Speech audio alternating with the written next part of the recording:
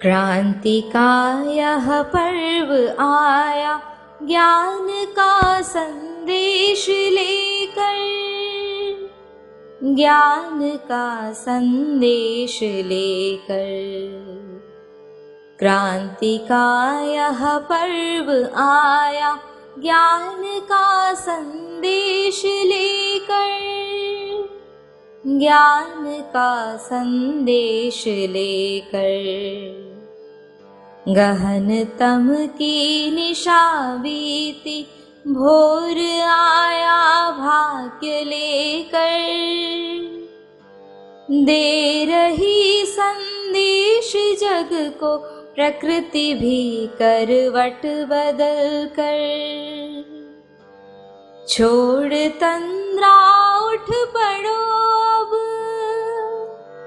छोड़ तंद्रा उठ पड़ो अब, कर्म का संदेश लेकर, कर्म का संदेश लेकर।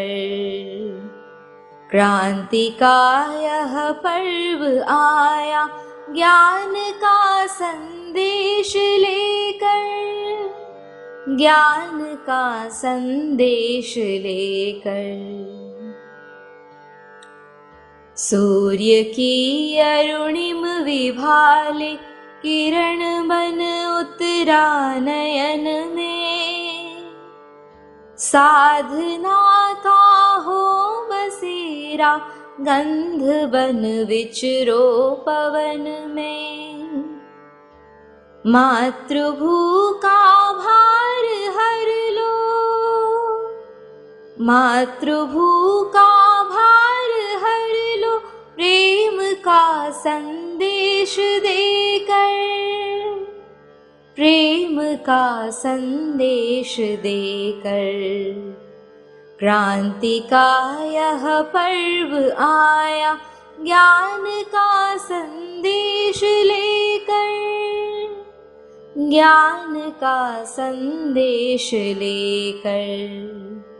क्रांति का यह पर्व आया ज्ञान का संदेश लेकर, ज्ञान का संदेश लेकर। क्रांति का यह पर्व आया।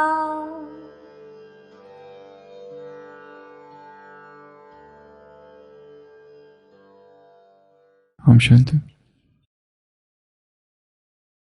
सूर्य की अरुणिम विभाले, किरण बन उतरा नयन में।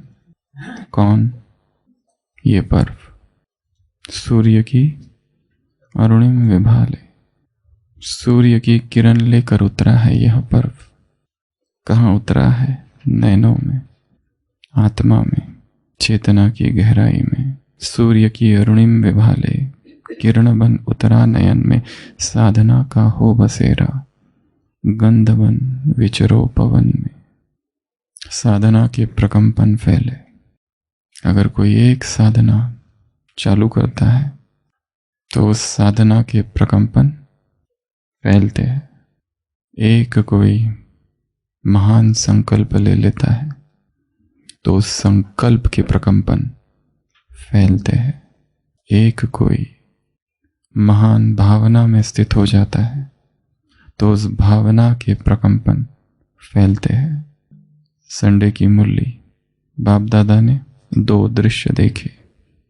पहला, स्नेह संपन्न भावना। दूसरा, वाइब्रेशंस।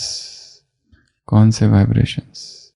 कौन सा लक्ष्य? संपन्नता के लक्ष्य के, उमंग उत्साह के वाइब्रेशंस। सूर्य की अरुणिम विभाले, किरण बन उतरा नयन में। साधना का हो बसेरा, गंध बन विचरो पवन में। मातृभू का भार हर लो, प्रेम का संदेश देकर। क्रांति का यह पर्व आया ज्ञान का संदेश लेकर। क्रांति जीवन में आए। क्रांति केवल शब्द न रह जाए, क्रांति केवल एक पाठ न रह जाए, क्रांति केवल एक भाषण न रह जाए, क्रांति केवल अतीत की विगत की कोई घटना न रह जाए। क्रांति वर्तमान हो जाए, क्योंकि वर्तमान की क्रांति ही भविष्य के लिए इतिहास बनेगा। एकांत तट में एक योगी जो कि कवि था बैठा था। दूर दूर तक कोई नहीं था। कवियों को एकांत पसंद है, मौन पसंद है, क्योंकि एकांत और मौन में ही क्या होता है, कविताओं के लिए नए विचार उभरते हैं। जो चित्रकार होते हैं, जो कवि होते हैं, जो साहित्यकार होते हैं, जो मूर्तिकार होते हैं, जो रचना करने वाले होते हैं, वो हमेशा कहाँ चले जाते हैं? एकांत में, दूर चले जाते हैं, स्थूल एकांत की तरफ, स्थूल मौन की तरफ। हम बातें करते हैं मन के मौन की, दिन रात मन का मौन, मन का मौन, परंतु ये भूले हुए हैं कि बिना मुख के मौन के मन का मौन असंभव है।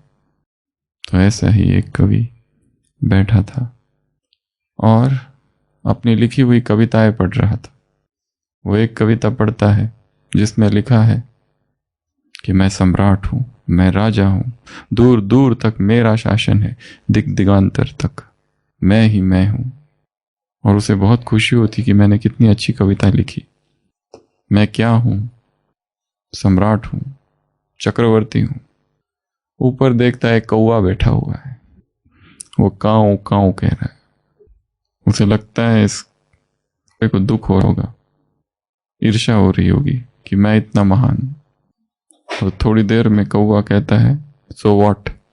कवि उसे कहता है और सो व्हाट, तुमने मेरी कविता? वो कहता क्या बड़ी बात, सम्राट तो कोई भी बन सकता है और हम कौवाठों से क्या लेना देना। कवि को लगा इस कविता पसंद नहीं आई। फिर वो अपनी दूसरी कविता डालता है, अपनी दूसरी कविता लगता कि मेरे पास बहुत धन है, मैं कुबेर हूं, जितना धन मेरे पास है उतना और किसी के पास नहीं है, सारा खजाना मेरा है। फिर कौवे की तरफ देखता है, कौवा कहता है सो व्हाट, तो क्या, हम कौवे को देना, धन मुझे प्रभावित नहीं करता। कवि कहता है ये सन्यासी टाइप का कौवा है, शायद इसे इस तरह की कविताएं पसंद नहीं आएगी, कुछ दूसरे टाइप की कविताएं चाहिए। तो वो दूसरे टाइप की कविता पढ़ना चालू करता है। मुझे इस संसार से कोई लेना देना नहीं है, मैं मोक्ष के मार्ग का राही हूं, मुझे मोक्ष प्राप्त हो चुका है, मैं मुक्त हूं, मैं मुक्त हूं। अब देखता है कौवे की तरफ, कौवा कहता है सो व्हाट, मोक्ष से हमें क्या लेना देना। वो कवि कहता है फिर तुम्हें लेना देना किससे है? वो कहता है जीवन से। जीवन अब है, जीवन सतत है, हम इस पल जीने वाले। और मनुष्य की सारी दौड़ धन की दौड़ है, यश की दौड़ है, या तो इन दोनों से छूटकर मुक्ति की दौड़। इसके अतिरिक्त तो और कहीं नहीं भागता है। वो पैसों की तरफ भागता है, सक्सेस की तरफ भागता है, या तो इन दोनों से जब धोखा मिलता है और वैराग आता है तो सोचता है ये सब छोड़ो, अब कहाँ चलो? भगवान की ओर, मुक्त हो जाओ। पर ये तीनों ही चीजें उसे अहंकार से ही भरती है और कुछ नहीं। अहंकार वैसा ही खड़ा है, ईगो। पहले ईगो इधर था, धन, संपत्ति, मित्र, संबंधी, ये सब छोड़ दिया, फिर इधर आ गया। अभी अतीन्द्रिय सुख का अनुभव हो रहा है, पर किसे हो रहा है? मुझे, मैं अतीन्द्रिय सुख का अनुभव। वो अहंकार वैसा ही है।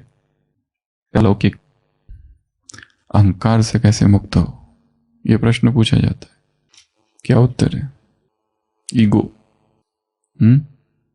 वो सब सुन रखा है, सरेंडर, मैं सरेंडर, मैंने सरेंडर किया, वो अभी भी बना है, कुछ भी करो। इस प्रश्न का उत्तर क्या है?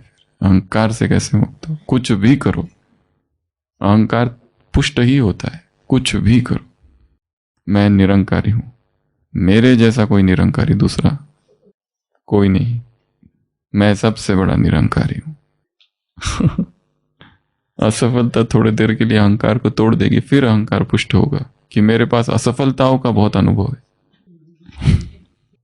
एक्चुअली अहंकार पर डायरेक्ट आक्रमण बिल्कुल नहीं किया जा सकता, और ये प्रश्न ही गलत है कि अहंकार से कैसे मुक्त हो। अहंकार से मुक्ति का मार्ग नहीं, अहंकार गिर जाए, अहंकार गिर जाए, पत्ते की तरह, सूखे पत्तों की तरह हम उस पर सीधा आक्रमण करते अलग अलग रीति से, इसलिए वो पुष्ट ही होते रहता है, वो गिर जाए। कुछ भी होता रहे, इससे मुक्ति कहो या इससे परे जाना है, मुक्त नहीं होना है, परे निकल जाना, कि वो बहुत छोटा हो जाए। एक ही मार्ग है, साक्षी। जो हो रहा है, स्तुति निंदा दोनों ही अहंकार को कुछ करता है। अहंकार बड़ी फ्रेजाइल, बड़ी नाजुक वस्तु है। स्तुति होते ही फूलता है, अपमान होते ही सिकुड़ता है। दोनों ही आने दो, दोनों को ही देखते रहना कि और साक्षी होके देखते रहना। अब अपमान हुआ, ये हो रहा है, अब स्तुति हुई, ये हो रहा है। यही अभ्यास है साक्षी का, जो धीरे धीरे धीरे धीरे उसे पार ले जाएगा। अहंकार से मुक्ति नहीं, अहंकार से परे जाना है, मैं से परे। तो कल हमने देखा था सच्ची गीता, ये किताब कब लिखी गई? 61। 62 में एक दूसरी किताब आई, the great contrast. The great contrast 64 में बाबा ने कह दिया एक दिन, ये जो ज्योतिर्लिंगम है, ज्योतिर्लिंगम नहीं होता है, ज्योति बिंदु होता है। जाओ जाकर बिंदु लगा के आओ। 64 दिसंबर भारत में पोप आया, पोप पॉल। सबसे पहली यज्ञ की प्रदर्शनी कहाँ पर हुई? फर्स्ट एग्जीबिशन ऑफ यज्ञ, मुंबई मरीन ड्राइव, विश्व नवनिर्माण प्रदर्शनी 29 दिसंबर 1964। किसने उद्घाटन किया? मम्मा को बुलाया गया था। तो घटनाओं का ये क्रम है इतिहास का। 60, 61, 63 कब एग्जैक्टली कब हुआ ये बताया नहीं जा सकता है, क्योंकि जो बताने वाले भी हैं उन्हें भी नहीं पता, क्योंकि बहुत समय बीत गया है।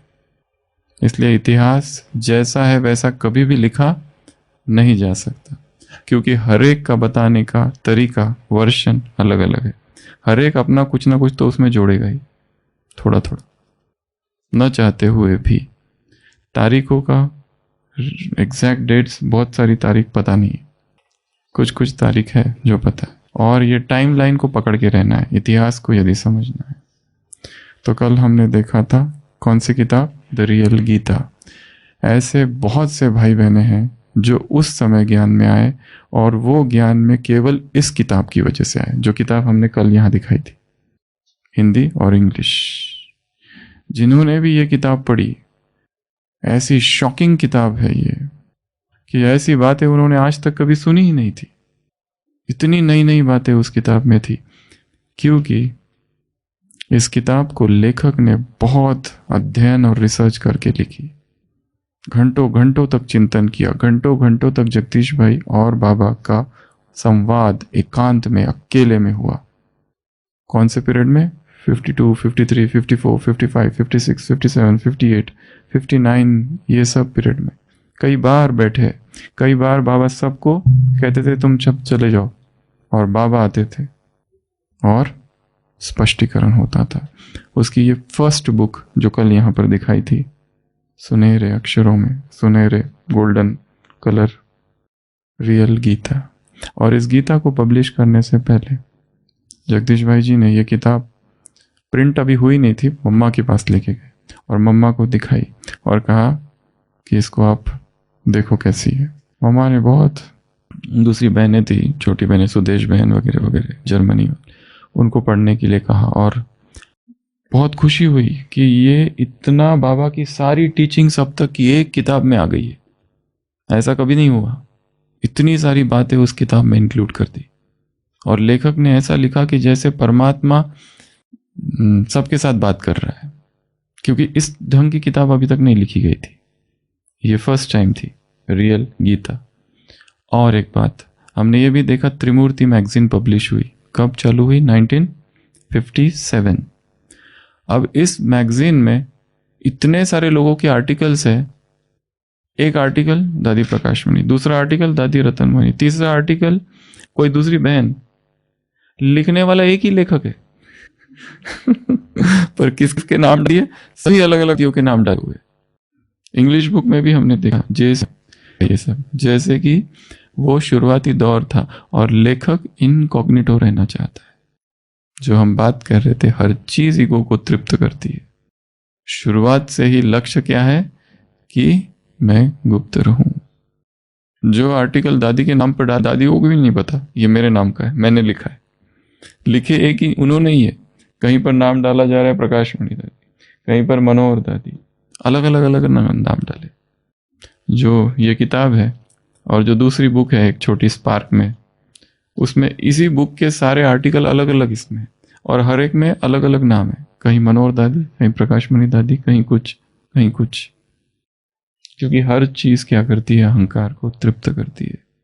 ये जैसे एक इच्छा, अहंकार से मुक्त होना बड़ा कठिन है, परंतु जिसे पता है कि ये यात्रा है अहंक से मुक्ति की, और जिसे ये पता है कि मुझे हर चीज अहंकारी बनाती, वो एक दिन अहंकार से मुक्त हो ही जाएगा या हर से परे चले जाएगा। पर यात्रा चालू हो जाए। आप और देखेंगे ये जो गीता लीगल लॉ जो समझते हैं उसमें शब्द मिस्टेकन आइडेंटिटी, एक ये दिखाता है कि वो नहीं मैं ये हूं, मैं वो नहीं, मैं कुछ और हूं। और अलग अलग लोगों के पास अलग अलग रूप धारण करके जाता है, अलग अलग रूपों से लोगों को फंसाता है। मराठी में एक ने तो में एक है, वो कहीं पर साधु महाराज बन के जाता है, लोगों को फंसाता है, वापस फिर दूसरी जगह जाता है, कुछ और बनता है, दूसरे लोगों को, ऐसे हजारों जगह जाता है, हजारों लोगों को फंसाता है। आखिर में उसको कोर्ट में खड़ा करते हैं और एक एक पार्टी आती है और कहती है यही मेरा पति है, एक पत्नी कहती है, दूसरा कहता है यही मेरे गुरु जी है, तीसरा कहता है यही मैं। पर वो ऐसा प्रूव करता है कि मुझे तो कुछ भी नहीं पता, तो मी नवेच, मैं वो हुई नहीं। लास्ट तक ऐसे दिखाता है कि जैसे इन लोगों को मैं जानता ही नहीं। That is known as the case of mistaken identity. पर वही रहता है। तो वैसा ही भगवत गीता के बारे में भी हुआ है। शास्त्र क्या कहते हैं? किसने लिखी भगवत गीता? किसने लिखी? वेद व्यास ने लिखी। पर उसमें भी बड़ी कंट्रोवर्सीज है। कृष्ण द्वैपायन व्यास, एक व्यास है, व्यास सरनेम भी है। व्यास अर्थात कंपाइलर, जो कंपाइल करता है उसको व्यास शब्द कहा जाता है, व्यास शब्द का अर्थ। पर इसमें बहुत गड़बड़ है ऑथरशिप, गीता के ऑथरशिप में। कौन सा व्यास? व्यास भी कई सारे थे। कईयों का ये कहना है कि व्यास एक ये सिंबॉलिक शब्द है, बाकी टीचिंग्स जो उपनिषद की है वो गीता के रूप में प्रेजेंट की गई है। एक दूसरा, स्वामी विवेकानंद का क्या कहना है कि probably Shankaracharya was the author of Gita, और उसने फिर वो भगवत गीता में डाल दी महाभारत में, ताकि क्लाइमेक्स लाया जाए। अलग अलग लोगों के अलग अलग है। बहुत सारे लेखक हैं जिनका ऐसा कहना है कि गीता जो है किसी एक व्यक्ति ने नहीं लिखी है, हो ही नहीं सकता, इसके मल्टीपल ऑथर्स है। व्यास कोई एक व्यक्ति नहीं है, क्योंकि व्यास भी बहुत सारे, कृष्ण द्वैपायन व्यास, एक वेद व्यास, एक व्यास, कौन सा व्यास पता नहीं है। जो गीता स्कॉलर्स होते हैं उनके बहुत सारे अध्ययन हैं। वो कहते हैं it is impossible to link Bhagavad Gita to a single author. Indologist जो अध्ययन करते हैं उन्होंने बहुत सारा अध्ययन किया, उनका भी यही कहना है कि कोई एक ऑथर नहीं हो सकता है। तो ये एक ही शास्त्र है भारत में, परंतु इतने सारे मत है, इतनी सारे इस पर टीका टिप्पणियां हैं। शंकराचार्य की गीता अलग, अद्वैत गीता अलग, शुद्ध अद्वैत गीता अलग, अवधूत गीता, विशिष्ट, कितने सारे मत है, उन हर एक की गीता अलग अलग अलग अलग। शास्त्र एक है पर इतने सारे कंपाइलेशंस। इसलिए बाबा ने क्या कहा है, गलती हो गई है, गीता किसकी लिखी गई है और किसका नाम डाल दिया गया। नाम किसका डाल दिया? कृष्ण का। और इस नाम डालने की वजह से हानियां हुई है।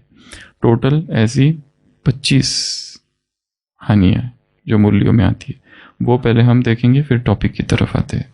टॉपिक कुछ और है। सबसे पहले कृष्ण का नाम डालने से क्या हो गया? गीता का खंडन। जो भी शास्त्र बनता है उसके बाद में क्या हो जाता है, उसमें इंटरपोलेशन हो जाता है। इंटरपोलेशन अर्थात जो आते हैं लोग अपनी अपनी बातें उसमें डालने लगते हैं, जो ओरिजिनल शुद्ध रूप रहता है वो नहीं रहता है। अगर गीता कुरुक्षेत्र के मैदान में सुनाई गई है तो गीता में वो श्लोक कहाँ से आए जो उपनिषदों में पहले ही थे? ऐसा तो नहीं होना चाहिए, पर है, इसलिए बहुत सारे प्रश्न खड़े होते हैं।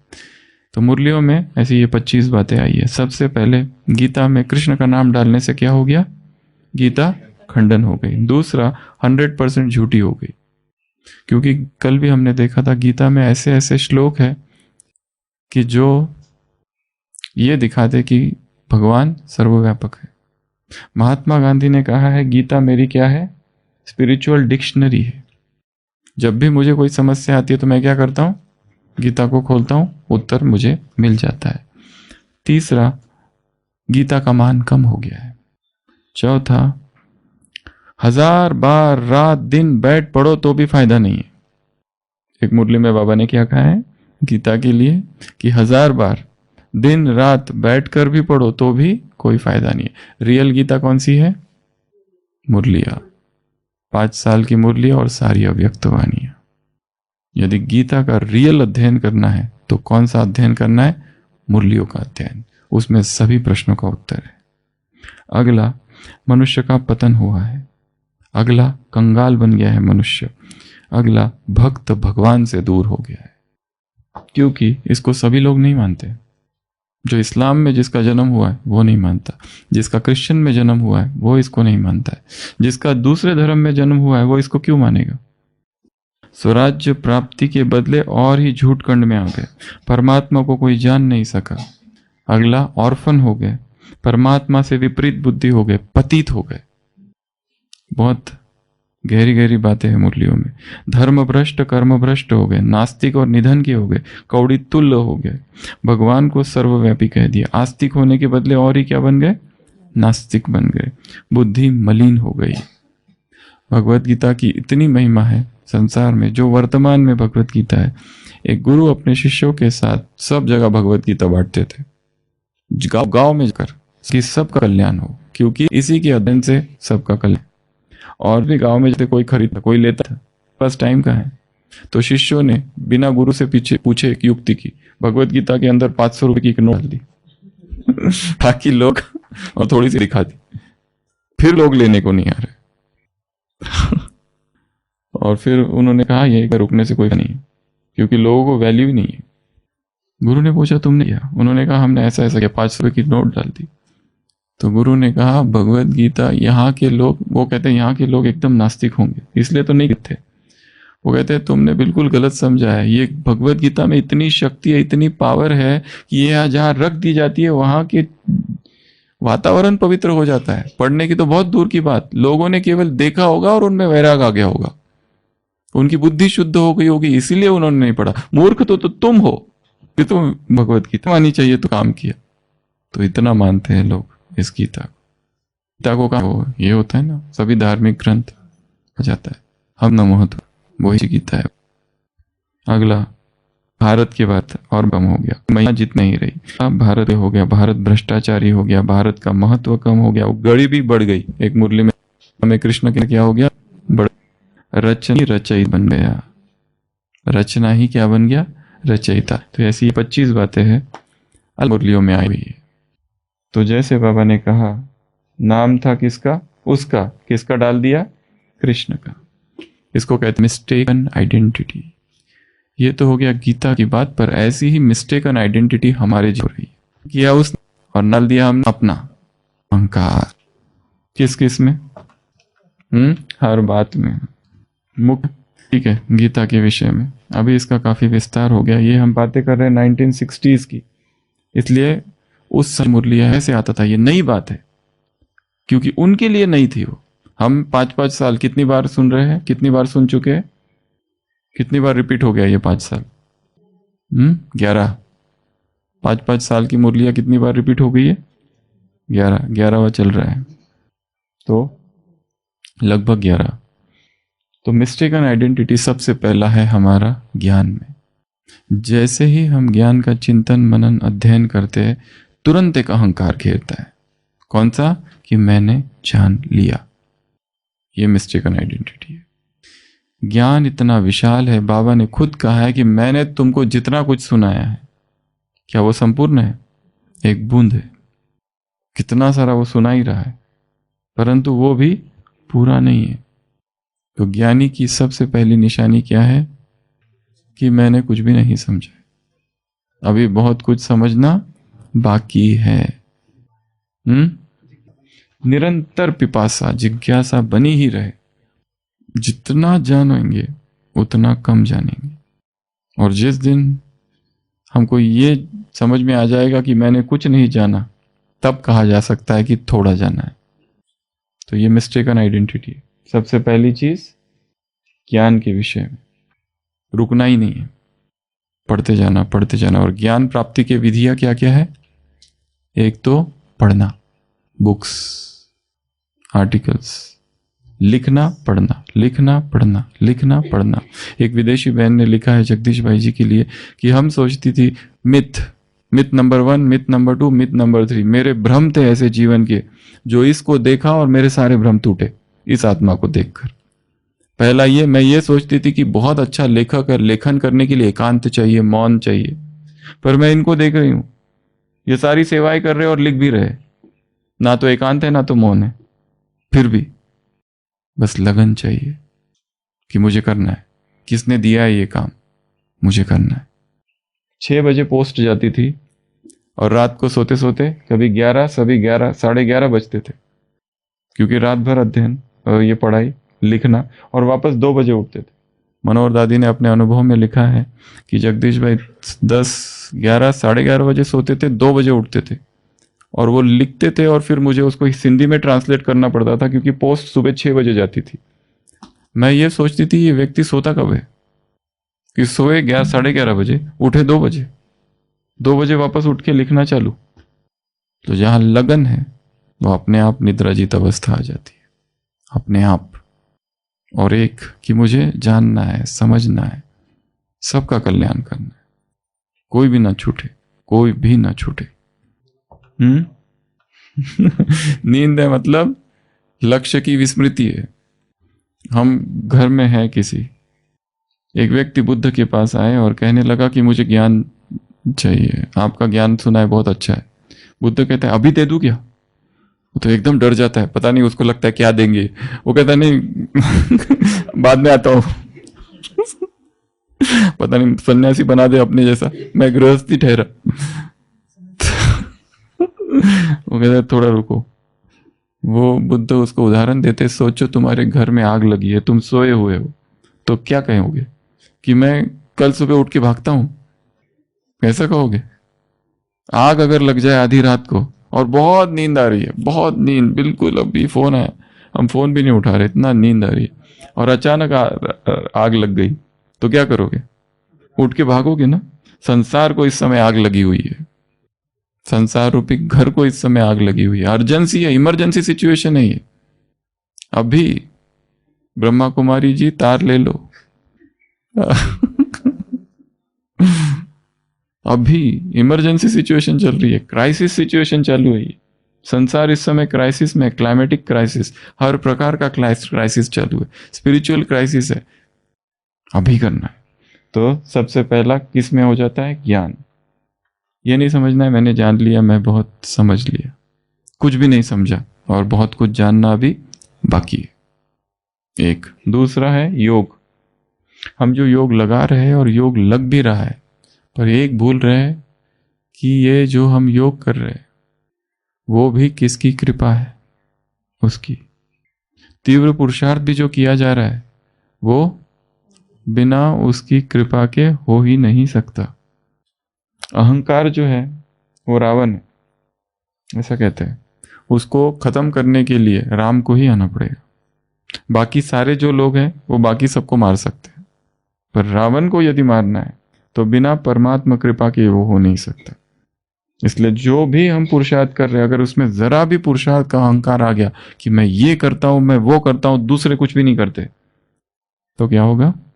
तुरंत मिस्टेकन आइडेंटिटी है। गीता में कृष्ण के शिव के बदले कृष्ण का नाम डाल दिया, सेम ऐसा ही है।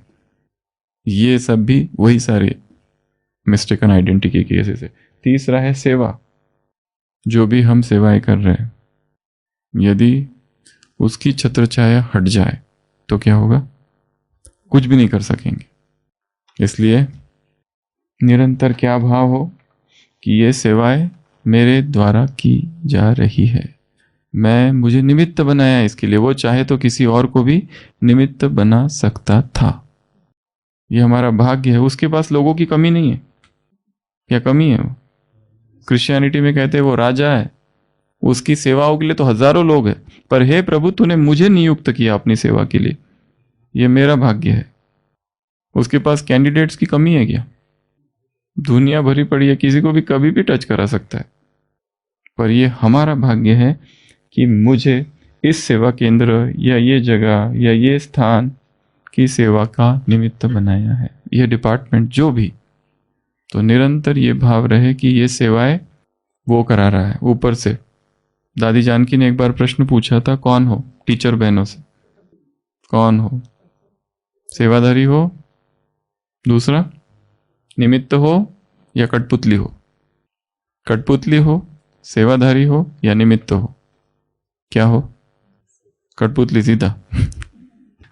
तीनों है परंतु स्टेजेस है। शुरुआत होती है सेवाधारी, सेवा कर रहा हूं, ये भी बहुत बड़ा भाव है। लोग सेवा का करते हैं संसार में, सेवा शब्द ही बहुत बड़ा है। सेवादर, सेवादर कहते हैं संसार में, सेवादार, सेवादर, सर्वर। पहले तो ये सेवा है एक बार, तो उसके भी ऊपर की स्टेज है निमित्त। मतलब कोई दूसरे भी बन सकता था, मुझे बनाया गया, और मैं जैसे निमित्त हूं, ये भी सारे निमित्त है। और तीसरा है कठपुतली, में कुछ हुई नहीं, जो करा रहा है वो ऊपर से, उसके हाथ में है सब कुछ, तो वो घुमा रहा है। तो तीसरी बात है सेवा। चौथी धन। धन भी जो हमारे पास है वो क्या है? हमारे पास जो कुछ भी है, वस्तुएं और धन, सब उसी का दिया हुआ है। ऐसे भक्ति में मानते हैं ना, तो उसका दिया हुआ उसी के कार्य में सफल हो। ख्यानत नहीं करना है बिल्कुल, ये उसका दिया हुआ है, उसी के कार्य में लग जाए। हमारा सब कुछ, कुछ भी जो है, जैसे कल भी सुनाया था कि मेरे नाम पर कुछ भी ना हो, सफल करते जाओ। इतनी वस्तुएं हमारे पास है, व्यर्थ की रखी हुई है, क्या करना है? उनको दे दो जिसको देना है, सफल कर दो चीज़ों को, काम आएगी उनको। एक तो ये। फिर है बुद्धि। बुद्धि में अहंकार। किस बात का अहंकार होता है बुद्धि में? विशाल बुद्धि है, या फिर विशेषताओं का, स्पेशलिटीज का, या फिर किसी स्किल का। ये मेरे पास स्किल है, लिखने की, बोलने की, करने की, कुछ भी स्किल या दूसरे में है, ये सब क्या है? प्रभु प्रसाद। और किस में आता है? मैं, अहंकार, पद। ये जो पद दिया गया है, किसने दिया? उसी ने दिया है। पोजीशन किसने दी? उसी ने दी। चाहे लौकिक की भी पोजीशन क्यों ना हो, वो भी उसी के द्वारा दी गई है। अगला, और डिग्री, और सफलता। सफलता होती है तो क्या होता है? तुरंत व्यक्ति फूल जाता है। असफलता हुई तो तुम्हारी वजह से, सफलता हुई तो मेरी वजह से। अगर ये मैंने नहीं किया होता तो सफल होता ही नहीं था। असफलता हुई, तुमने ये गलती कर दी, नहीं तो ये बहुत अच्छा होता। सफलता का अहंकार, और प्रॉपर्टी, और अनुभवों का। ये तो बहुत सूक्ष्म अनुभव है, अहंकार है। मेरे पास 40 साल का अनुभव है। तुम अभी आए, मेरे पास क्या है? अनुभव। ये तो सबसे सूक्ष्म अहंकार है। और सौंदर्य, सौंदर्य का अहंकार, बॉडी का अहंकार, और पुराने होने का। हमारी जड़ें बहुत गहरी है, तुम अभी आए हो, तुम्हें कुछ पता नहीं यहाँ का, हम बहुत पुराने हैं। और अनुभवी हो गया, और साधन हमारे पास ज़्यादा है, और हमारी क्या? सपोर्टिंग फैमिली मेंबर्स, ये भी हो सकता है। हमें प्यार करने वाले बहुत लोग हैं, हमारे केयर टेकर बहुत है, सेवादारी बहुत है। और त्याग का, ये तो उससे भी सूक्ष्म है। हमने जितना त्याग किया, हमारे त्याग के सामने तुम्हारा कुछ भी नहीं। हम सब कुछ छोड़कर यहाँ आए। तुम आ सकते हो क्या? भोजन का भी अहंकार होता है। हम ये खाते, हम वो नहीं खाते, तुम वो खाते, हम ये खाते। धारणाओं का, पवित्रता का अहंकार, प्यूरिटी का भी बहुत भयंकर अहंकार होता है लोगों को। ब्रह्मचर्य का अहंकार, एक तो होता है ब्रह्मचर्य पावर है, पर उसका भी अहंकार। जो एक बार सुनाया था, कोई एक बहन थी, यहाँ की नहीं, संसार की बात है, कि जिसको बस एक ही साधना करनी थी और वो ब्रह्मचारिणी थी और वो गृहस्थियों से बिल्कुल नफरत करती थी, देखना भी नहीं चाहती थी उनका मुंह। वो बिल्कुल उसके सामने भी आते थे, कहते पतित हटो यहाँ से। इतना उसको ब्रह्मचर्य का, अपने साध्वी थी, बिल्कुल ऐसी थी। तो उसको एक बार इच्छा हुई कि मैं जानूं कि मैं पूर्व जन्म में क्या थी। वो गुरु के पास गई, गुरु से कहा कि मुझे पता करना है। गुरु ने कहा छोड़ो, क्या करना है? उसने कहा नहीं, मुझे पता करना है, जाति स्मरण, ये क्रिया है जाति स्मरण की, जाति स्मरण मुझे कराओ। गुरु उसको बहुत मना करते, पर फिर भी वो मानती नहीं, कहती मुझे जानना ही है। और फिर वो क्रिया चालू करते, 1-2 दिन, कुछ दिन, कुछ हफ्ता, कुछ भी नहीं हो रहा है।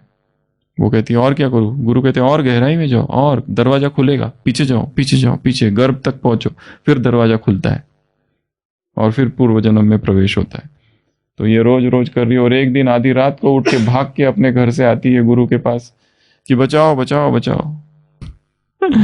गुरु कहता क्या हुआ? वो कहता मैंने देख लिया मैं क्या थी पिछले जन्म, पर अब मैं कैसे करूं, क्या करूं, कैसे भूलूं? कहता क्या देखा तुमने? वो कहती है मैंने देख लिया, मैं एक वेश्या थी, अब मुझे कुछ भी नहीं भूल रहा है। क्योंकि जब पुरानी स्मृति आती है तो सब कुछ याद आ जाएगा, सब फ्लड गेट्स, वो गेट एक बार खुल गया तो बाढ़ आएगी। इसलिए प्रकृति ने बहुत अच्छा किया, गेट को बंद कर दिया। अगर किसी को यहां याद आ जाए पूर्व जन्म, तो फिर मुश्किल हो जाएगा। ये इस जन्म की समस्या क्या कम है? और वो परिचित तो है, फिर कैसे हो जाएगा? बेटा इतना छोटा जिससे इससे प्यार करते, वो पता चल गया पिछले जन्म में सास थी, तो जिसने जलाकर मार दिया था, हम क्या करेंगे उसका? कैसा प्यार करेंगे बच्चे को? मुश्किल हो जाएगा। इसलिए बहुत अच्छा। तो प्यूरिटी का भी अहंकार, भोजन का भी अहंकार। हम यहाँ का नहीं खाते, हम वहाँ का नहीं खाते, स्थान का, हम यहाँ रहते। हाँ, यूनिवर्सिटी का, हम इस यूनिवर्सिटी से हमने किया। अपने जाति का, हम ब्राह्मण कुल के, हम बचपन से ही ब्राह्मण कुल के, अभी ब्राह्मण परिवार में यहाँ चल रहे, परंतु अहंकार किसका है? हम तो लौकिक में ही ब्राह्मण थे, डबल नशा, वो भी एक अहंकार है। इसलिए कहा कि इस संसार की हर चीज अहंकार को भरती है, हर चीज। जो भी कुछ करने जाओ अहंकारी होता है। इसलिए क्या करना है? कुछ करना ही नहीं, बिल्कुल रुक जाओ। कुछ भी करो, कुछ भी, अच्छा बुरा जो भी, अहंकार ही तृप्त होता है। कुछ ना करने का अर्थ है साक्षी भाव। कुछ ना करना मतलब स्थूल में कुछ करना नहीं है, वो नहीं। किया और डिटैच हो जाओ, किया और डिटैच हो जाओ, फिर परिणाम का हमें कुछ लेना देना नहीं। कह दिया, बोल दिया, सेवा कर ली और अलग, डिटैच्ड। बस यही साधन है अहंकार से मुक्ति की। और कोई अहंकार से मुक्ति से ज्यादा अच्छा शब्द है अहंकार से परे जाना। विकारों से मुक्ति से अच्छा शब्द है विकारों से परे जाना, कि विकार व्यर्थ हो जाए, एकदम व्यर्थ हो जाए, मीनिंगलेस हो जाए, उसका कोई मतलब ही नहीं है हमारे लिए। वो वास्तविक ब्रह्मचर्य है, वास्तविक प्यूरिटी की अवस्था है। तो ये मिस्टेकन आइडेंटिटी की वजह से जो भारत का इतना नुकसान हुआ, पतित हो गए, भ्रष्ट हो गए, गरीब हो गए, वो हम भी यहाँ हो रहे, कंगाल हो गए मिस्टेकन आइडेंटिटी की वजह से। तो क्रांति है ये, और ये पर्व मना रहे हम, ये जारी रहे। एक एक दिन कुछ ना कुछ नया सीखते जाना है, एक एक दिन अपने कुछ ना कुछ विकार को या अहंकार को आइडेंटिफाई करना है। हर चीज मुझे भर रही है अहंकार से, कौन सा अहंकार मुझ में है, किस बात की अकड़ है, और अहंकार को तोड़ने की कौन कौन सी विधियां है। एक तो असफलता आती है तो अहंकार टूटता है, अपमान होता है तो अहंकार टूटता है, धोखा होता है तो अहंकार टूटता है। इसलिए इन चीजों से नफरत नहीं करनी है। ठीक है, हो गया, बहुत अच्छा, अहंकार तो टूटा। हाँ, नफरत क्या करे, किससे नफरत? बेचारा जो अहंकार अपमान कर रहा है, कितनी प्लानिंग करनी पड़ती है उसको। हमें तो उस पर मतलब वो हम दिखेंगे, फिर उसको सेंटेंस कंस्ट्रक्ट करेगा माइंड में। बहुत प्लानिंग चाहिए किसी को फंसाने के लिए, अपमान करने के लिए, किस पर व्यंग बाण छोड़ने के लिए कितना सेंटेंस कंस्ट्रक्शन करना पड़ता है ना, कब गलती करे, कितना कंटिन्यू ध्यान रखना पड़ता है उसकी तरफ। कौन सी बात, बार बार जाते रहो, पर दुखी नहीं होना है, क्योंकि वो उसमें पावर ज़्यादा होती है, नेगेटिव वाइब्रेशन बहुत स्ट्रांग होते हैं, तो दुखी होने के चांसेस भी होते हैं डिप्रेशन में जाने के। इसलिए स्टडी करते रहना, एक एक दिन कुछ ना कुछ नया रियलाइजेशन होता रहे, बस यही क्रांति है। ओम शांति।